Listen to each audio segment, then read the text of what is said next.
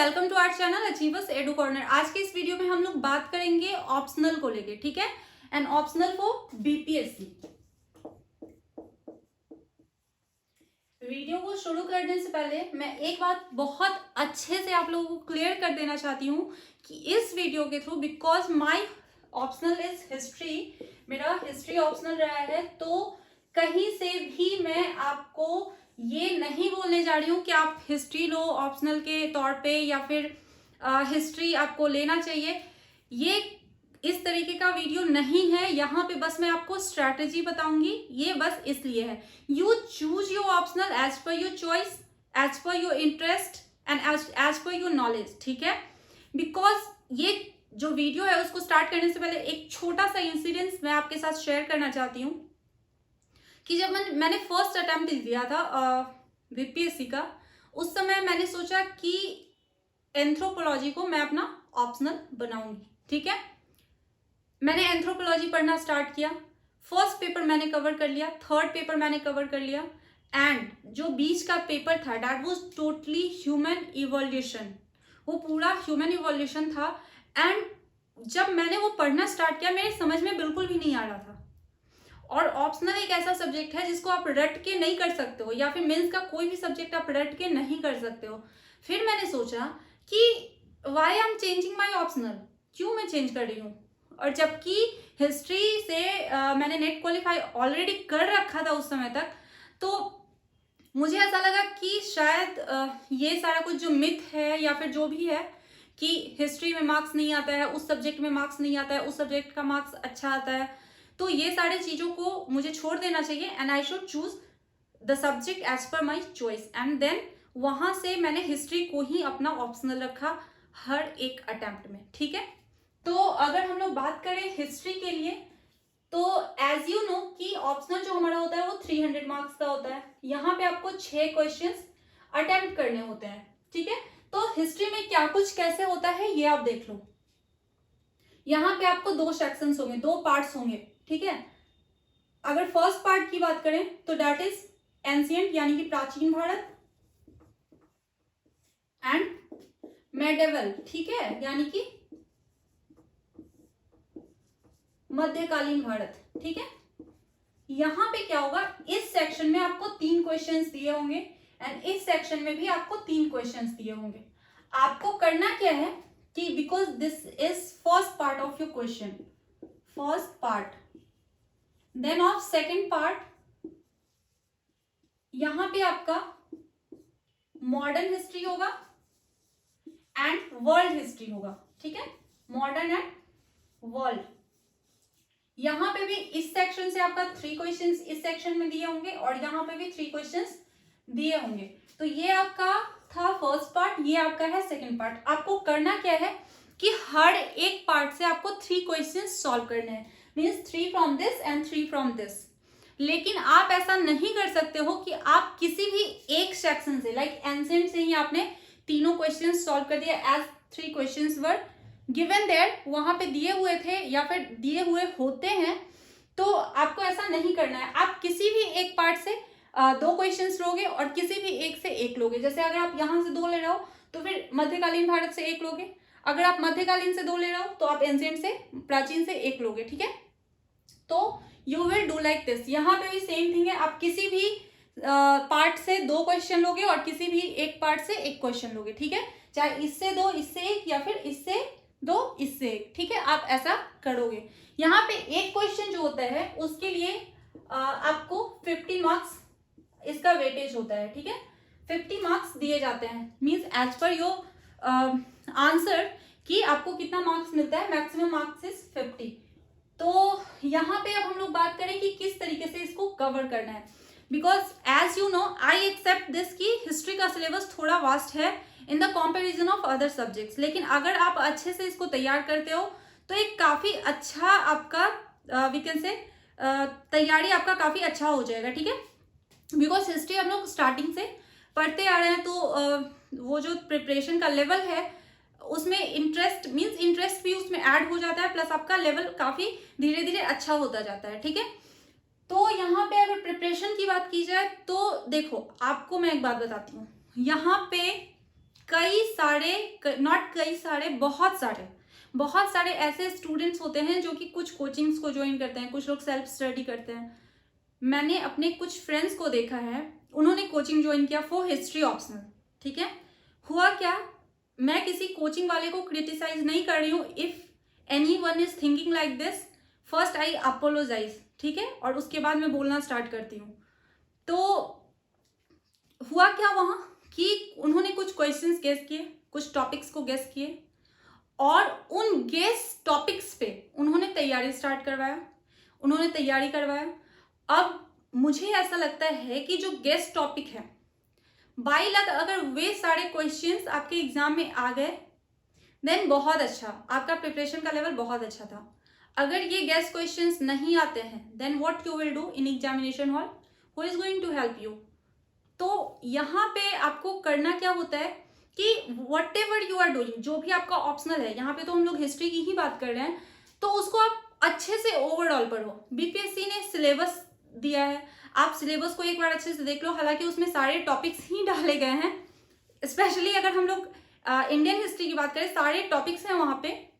World history में कुछ specific topics को डाला गया है, जैसे कि अगर हम लोग सिलेबस की बात करें तो वहां पे तो सब कुछ ऐड है, लेकिन क्वेश्चंस जो आते हैं वो वर्ल्ड हिस्ट्री में काफी लिमिटेड टॉपिक्स से आते हैं। ठीक है, तो प्रीवियस ईयर क्वेश्चंस को हम लोग देखेंगे, बट सिर्फ क्वेश्चन के एनालिसिस के लिए। ठीक है, इसलिए नहीं कि उन क्वेश्चंस को ही हमको प्रिपेयर करना है एग्जाम के लिए।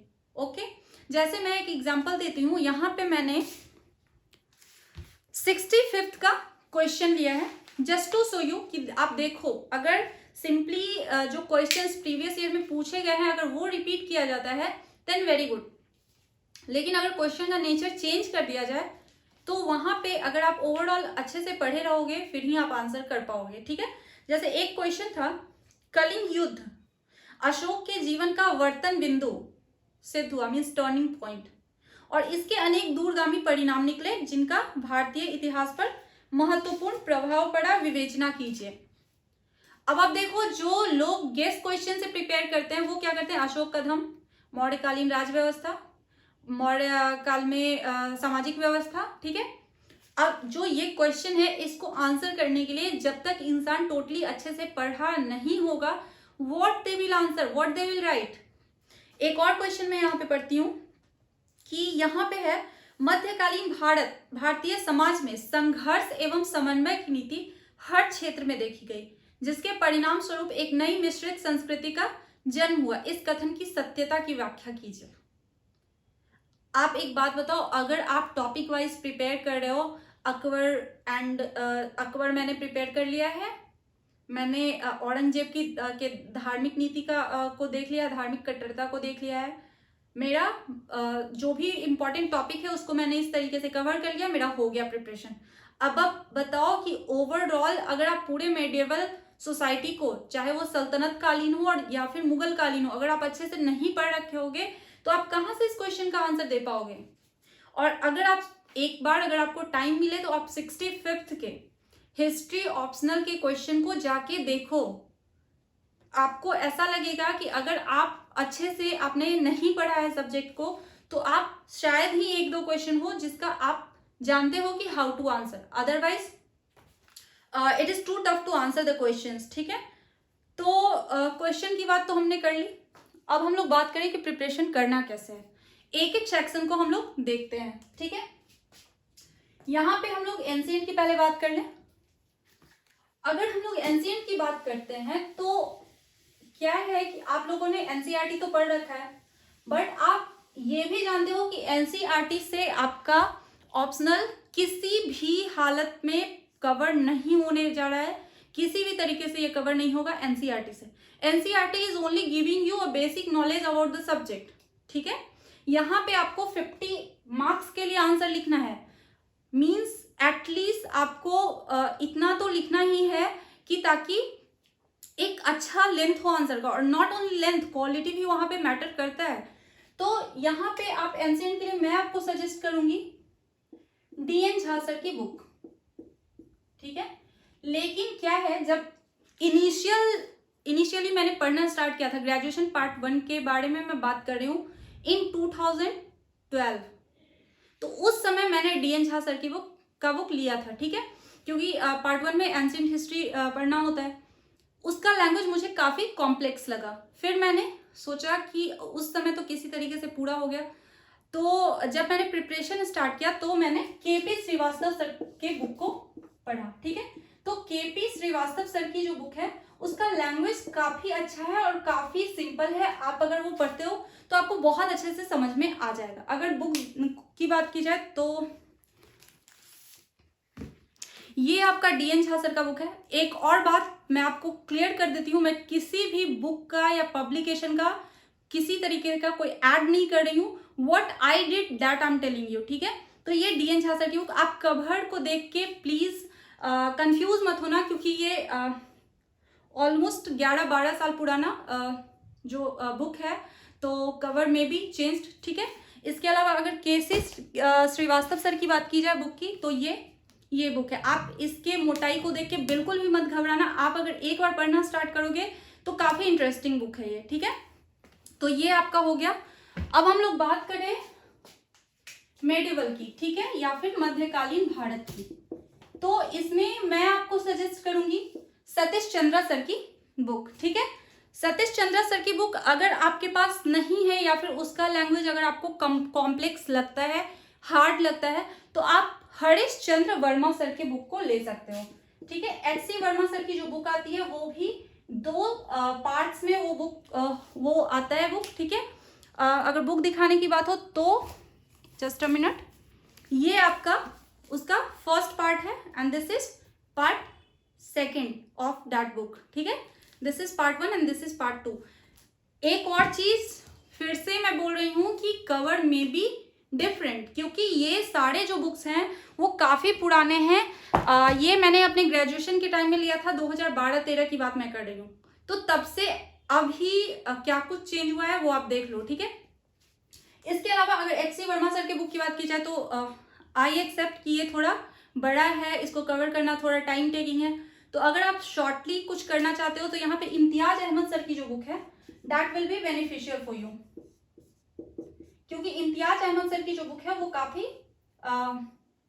वी कैन से कि जो मोटाई है उसका वो भी कम है, आपको देख के डर नहीं लगने वाला है एंड आपके सारे टॉपिक्स कवर हो जाएंगे and that is this book, ठीक है, दैट इज दिस बुक। अब हम लोग बात करें मॉडर्न की। तो मॉडर्न में आप लोगों ने जब प्रिपरेशन स्टार्ट किया होगा तो एज ये एक रूल है BPSC और UPSC के एस्पिरेंट्स का कि वो सबसे पहले M लक्ष्मीकांत और स्पेक्ट्रम को लेते हैं। तो स्पेक्ट्रम तो आपके पास होगा ही, लेकिन उससे आपका ऑप्शनल जो है वो कवर होना थोड़ा मुश्किल है। तो इसके लिए आप लोगों को क्या करना है, आप एक BL ग्रोवर सर की बुक है वो आप ले सकते हो, ठीक है। और BL ग्रोवर सर के अलावा जो एक और बुक है that is Bipin Chandra sir की बुक, ठीक है, बिपिन चंद्रा सर की बुक। तो आपको अगर मैं बुक दिखाने की बात है तो जस्ट अ मिनट, ये आपका बिपिन चंद्रा सर की बुक है जो कि आप मॉडर्न के लिए पढ़ सकते हो। कवर के बारे में मैं फिर से बोल रही हूँ कि कवर में भी डिफरेंट। ये आपका स्पेक्ट्रम का बुक है जो कि आपका आई थिंक काफ़ी अच्छा और पुराना साथी होगा एंड ये आपका BL ग्रोवर सर की बुक है जो कि टॉपिक वाइज मैं अगर बोलूँ तो मैं सबसे ज़्यादा अगर किसी बुक में मॉडर्न में कंफर्टेबल रहती हूँ तो वो इस बुक के साथ मैं कंफर्टेबल रहती हूँ, ठीक है। तो ये आपका मॉडर्न का ओवरऑल हो गया। अगर हम लोग वर्ल्ड की बात करें तो वर्ल्ड का जो है इसके बुक के बारे में बताने से पहले मैं एक चीज बता देती हूँ कि किसी भी एक सिंगल बुक में आपको हर एक टॉपिक नहीं मिलेगा। इसके लिए कुछ टॉपिक्स को आपको किसी बुक से लेना होगा, कुछ टॉपिक्स को आपको किसी और बुक से लेना होगा, लेकिन जो बुक्स मैक्सिमम टॉपिक्स को कवर करते हैं वो है जैन और माथुर सर की बुक, ठीक है। अभी मैं जैन और माथुर सर की बुक को तो नहीं यहाँ पे ले पाई हूँ शायद, लेकिन जो आपको आपके काम आ सकता है दैट इज फर्स्ट तो लाल बहादुर वर्मा सर की बुक, ये 2 वॉल्यूम इसका आता है, आप ये ले सकते हो। और इसके अलावा ये दीनानाथ वर्मा सर की जो बुक है ये भी काफ़ी इस बुक को अच्छा माना जा सकता है। लेकिन अगर आप ये बुक्स नहीं लेना चाहते हो तो जैन एंड माथुर सर की जो बुक है उसको मैं बेस्ट मानती हूँ, बिकॉज मैं अपना पर्सनल एक्सपीरियंस बताती हूँ कि उसका जो लैंग्वेज है, उसका जो डिस्क्रिप्शन का उसमें जो तरीका है, दैट इज वेरी गुड, वो बहुत अच्छे से किया गया है, तो आप वो कर सकते हो, ठीक है। और ये तो हुआ बुक के लिए। अब मैं आप लोगों को एक चीज और बताती हूँ, because when I started preparing for this exam, then that time I was not having any knowledge about this, कुछ भी नहीं पता था। and that time मुझे ये तक नहीं पता था कि कौन से बुक्स पढ़ने हैं, क्या कुछ है नहीं है, ठीक है। एंड बीपीएससी को लेके बहुत ज़्यादा मटेरियल भी अवेलेबल नहीं है यूट्यूब पे, ये आप अच्छे से जानते हो। तो उसी टाइम मैंने सोचा था ये चीज़ कि कभी अगर मैं प्रिपरेशन करती हूँ या फिर कुछ ऐसा होता है आगे, तो मैं इस तरीके का इनिशिएटिव जरूर लाऊंगी, मैं इस टाइप का काम जरूर स्टार्ट करूंगी कि जो लोग मेरी तरह कंफ्यूज हैं प्रिपरेशन को लेके, या फिर वो लोग समझ नहीं पा रहे हैं चीज़ों को, रूरल एरिया से बिलोंग करते हैं, या फिर उनके पास कोचिंग वाले को देने के लिए इतना हैवी अमाउंट नहीं है मेरे तरफ, तो उन लोगों को थोड़ा सा कुछ भी हेल्प अगर मेरे साइड से हो सके तो मैं जरूर करूंगी। तो ये तो था अबाउट प्रिपरेशन स्ट्रैटेजी। एक चीज जो मैं आप लोगों को अभी ही बता देती हूँ इस वीडियो के थ्रू, कि जो आपका आगे का, अभी तो फिलहाल में बीपीएससी मेंस का सीरीज चल रहा था, तो आगे जो मैंने सोचा है वो ये कि ऑप्शनल को लेके मैं आगे वीडियोस लाती रहूंगी, ठीक है। और ऑप्शनल को लेके जितना ज़्यादा मैक्सिमम हो सके वो मैं आपको हेल्प करूंगी। आप नोट्स बनाओ, ठीक है। नोट्स बनाने का जो तरीका है, बिकॉज हिस्ट्री में बहुत सारे टॉपिक्स हैं, तो नोट्स आपको कैसे बनाना है, आप एक A4 साइड शीट लो, मैं ऐसा ही करती हूँ, ठीक है। Always I do like that, चाहे वो मेरा कोई एकेडमिक एग्जाम होता था या फिर अभी फिलहाल अगर मैं किसी भी एग्जाम को देती हूँ, लाइक बीपीएससी ओनली, एंड अगर कभी मेरा इंटरव्यू होता है किसी भी चीज़ को लेके, लाइक गेस्ट फैकल्टी का अगर इंटरव्यू है, या फिर किसी इंटरव्यू को अगर मैं फेस करती हूँ, स्पेशली गेस्ट फैकल्टी ओनली, तो मैं वही काम करती हूँ, सारे टॉपिक्स को लेके जो पॉइंट्स होते हैं वो मैं नोट डाउन कर लेती हूँ एक पेज पे, that is easier to revise. होता क्या है, जैसे अगर मैं एक एग्जाम्पल देती हूँ यहाँ पे, as you have to write about पुनर्जागरण के कारण और परिणाम, ठीक है। तो आप क्या करोगे, ऊपर में आप पुनर्जागरण लिख लोगे, फिर उसका टाइम पीरियड लिखोगे, कहाँ से स्टार्ट हुआ वो लिखोगे, ठीक है, फ्लोरेंस जो भी है, मतलब वो सारा कुछ आप लिखोगे। कारण में सामाजिक, तो सामाजिक में आप कौन कौन से पॉइंट्स आपको डालने हैं वो आप बस शॉर्टली लिखोगे, तो एक पेज में आपका पूरा पुनर्जागरण आ गया, ठीक है। जब आपको वो कवर करना है, रिवाइज करना है, या फिर आंसर राइटिंग के लिए बैठना है, उसके पहले आप एक बार वो देख लो, ठीक है। तो इससे क्या होता है, बहुत कॉन्फिडेंस जो है वो काफी ज्यादा इंक्रीज होता है कि हाँ, I am knowing all the things. और वो जो भूलने वाली समस्या होती है आंसर राइटिंग के टाइम में, वो वाला प्रॉब्लम थोड़ा कम होता है, ठीक है। तो that's all for today, keep watching and please do subscribe my channel. Thank you.